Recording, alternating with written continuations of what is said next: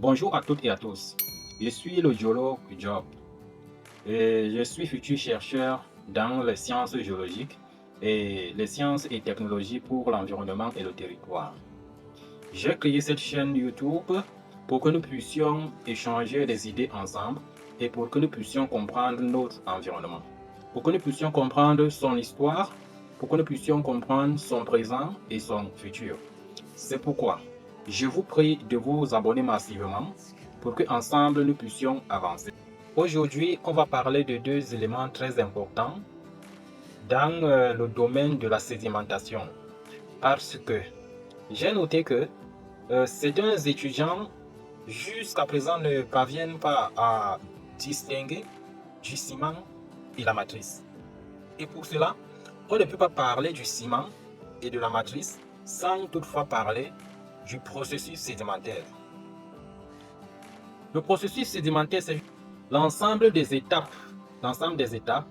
qu'un sédiment traverse pour devenir une roche sédimentaire cohérente. Donc toutes ces étapes-là, toutes ces étapes que le sédiment traverse, c'est ça qu'on appelle processus sédimentaire.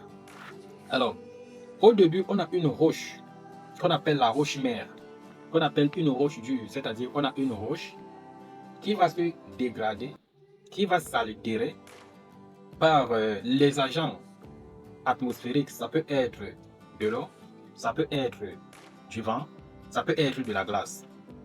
Après l'altération, on a ce qu'on appelle l'érosion. Et l'érosion se fait sur place. L'érosion ne déplace pas les sédiments. Donc c'est un phénomène qu'on appelle ça in situ. Donc c'est un phénomène qui se place, qui se déroule sur place. Après, on a le transport. Le transport peut être fait par la glace, l'eau, mais ici, l'eau est l'agent de transport principal des sédiments.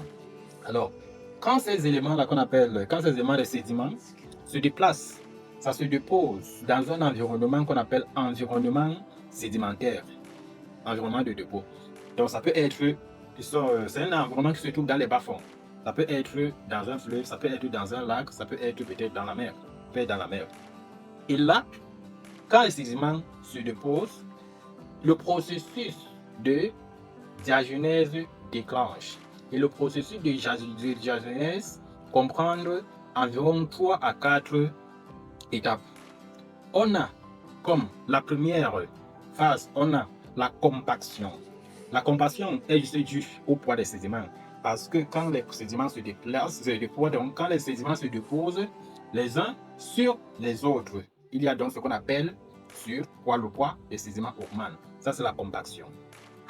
Après la compaction, on a la cimentation. C'est quoi la cimentation? La cimentation, c'est cette phase, c'est-à-dire qui permet d'associer, de mettre ensemble les sédiments. Donc, c'est du ciment. Ça permet de coller les sédiments ensemble. Donc, ça prend les différents grains là, différents sédiments, et ça les colle ensemble. C'est ça qu'on appelle la phase de cimentation. Alors, concernant la dissolution, certains minéraux se dissolvent à cause du poids des sédiments. Certains minéraux se dissolvent à cause du poids des sédiments. Et on a la recristallisation. Alors, comme les minéraux qui sont là présents proviennent d'ailleurs, ces minéraux vont donc se recristalliser pour trouver un état d'équilibre avec l'environnement. C'est ça qu'on appelle la recristallisation.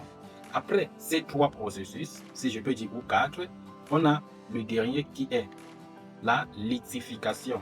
La lithification met les 3 ou les 4 autres ensemble. C'est ça qui va donc transformer la roche, le sédiment qui était meuble, en une roche, en une roche cohérente, c'est-à-dire une pierre. Alors, maintenant ici, le rôle du ciment, c'est quoi? Comme je vous ai dit, ça permet de coller les grains ensemble, les sédiments ensemble.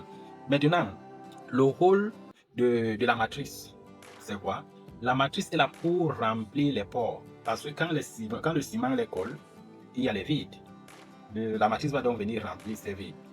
Comme matrice, on peut avoir la boue, on peut avoir la cendre volcanique, on peut avoir l'argile. Maintenant, comme ciment, on peut avoir du quartz, on peut avoir l'oxyde de fer, et on peut avoir la silice. Merci beaucoup. C'est un peu cet éclaircissement que je voulais apporter à votre égard. Je vous prie de vous abonner massivement, abonnez-vous, likez et n'hésitez pas de laisser un commentaire. Ça, c'est ma première vidéo YouTube, je peux dire. Donc, restez là, abonnez-vous et ensemble nous allons avancer